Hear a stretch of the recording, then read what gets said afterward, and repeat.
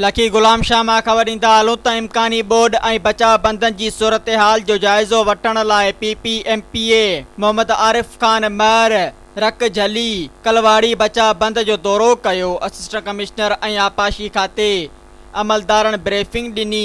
MPA media सां ॻाल्हाईंदे चयो त शिकारपुर ज़िले अंदरि बचाव बंद मुकमिल तौर ते महफ़ूज़ आहिनि। का बि हसास पॉइंट मौजूदु नाहे पर कमु जारी आहे।